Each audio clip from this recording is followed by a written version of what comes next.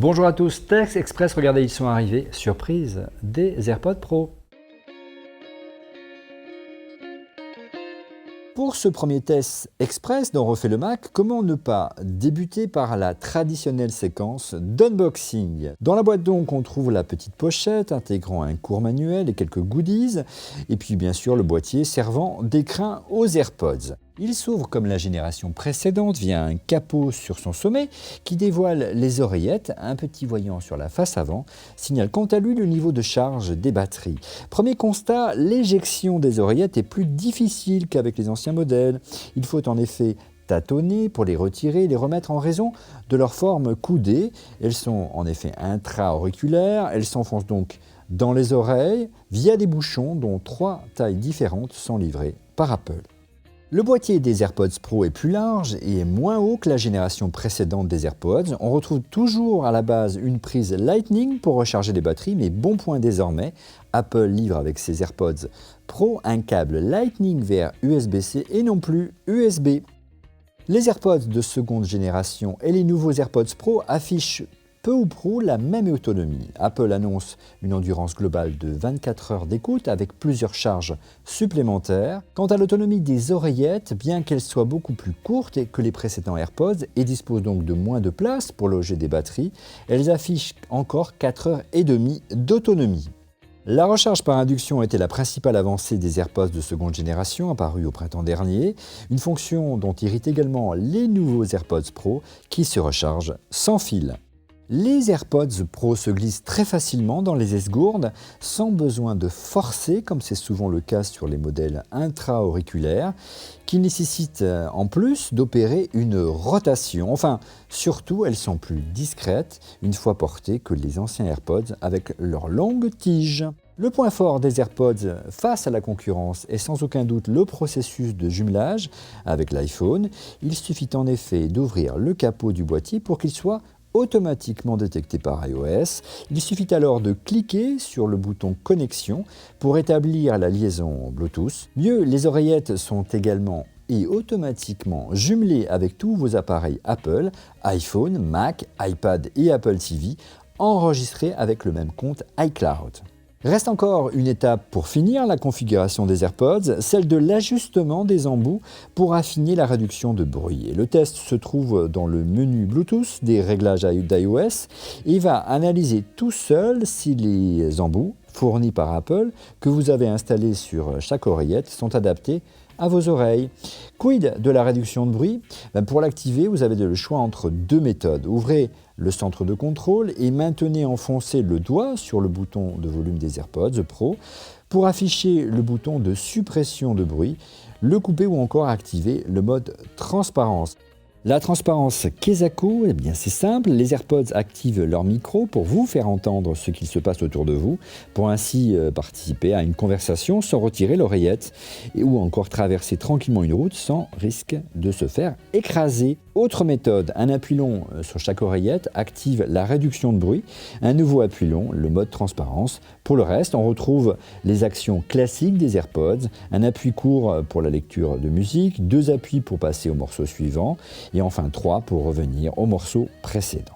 Et bien sûr, les AirPods Pro se commandent à la voix grâce à Dis Siri.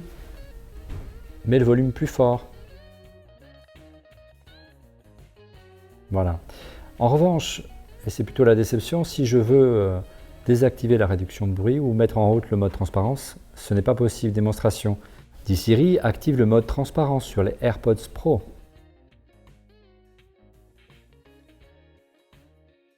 Il y a du travail, Apple. Alors que valent les AirPods Pro au registre du son? Eh bien tout simplement, elles corrigent les défauts des précédentes générations, tout simplement parce qu'elles sont intra-auriculaires, donc on est vraiment plongé dans une bulle sonore, c'est très agréable. Mais au-delà, le son est plus rond, les basses sont plus présentes, mais ça reste très équilibré.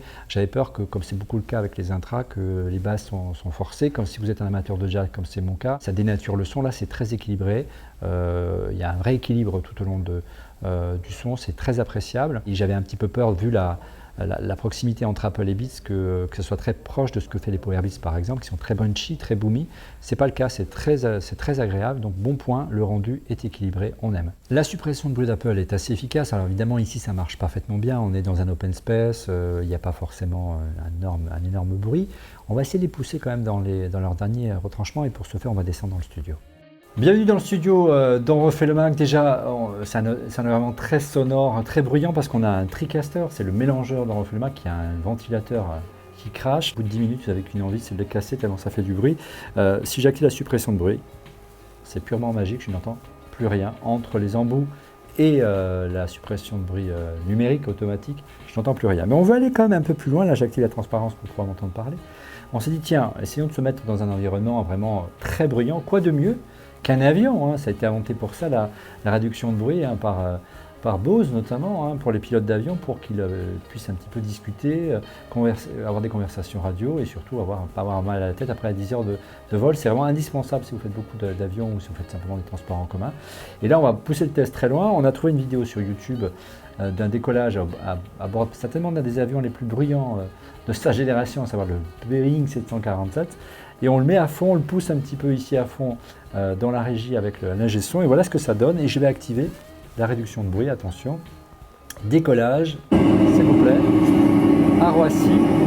Alors voilà, on entend le bruit, là, je m'entends à peine parler. Donc on a poussé vraiment les enceintes à son maximum. Heureusement, le studio d'On refait le Mac est bien isolé. Donc là, je suis obligé de monter la voix, hein, vous entendez bien, sinon je ne m'entends pas parler. Et là, je vais activer la réduction de bruit. Et là, j'ai besoin de monter la voix.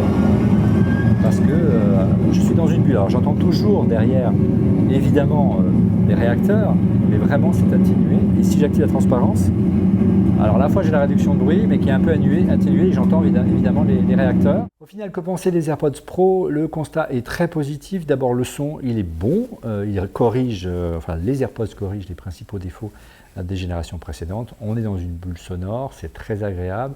La réduction de bruit est de bonne qualité. Le son est équilibré, pas trop de basse. Si vous aimez le jazz, comme moi, vous ne serez pas déçus. Moi, vraiment, la bonne surprise, c'est le confort de ces oreillettes. J'aime, je l'ai déjà souligné dans cette vidéo, pas du tout porter des casques intra-auriculaires. J'ai vraiment un sentiment d'inconfort, d'avoir quelque chose dans les oreilles, ça me gêne. Là, je les sens à peine. J'ai à peine l'impression d'avoir le modèle classique des AirPods. Ça, vraiment, bon point sur l'ergonomie, bravo Apple.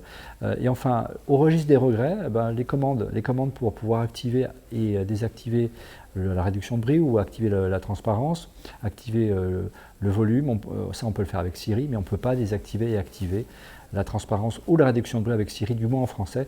Il faut passer par l'app, il faut passer par les oreillettes et faire un appui long. Ça, c'est un peu dommage. Reste le prix, évidemment, qui risque d'en décourager quelques-uns, hein, près de 280 €.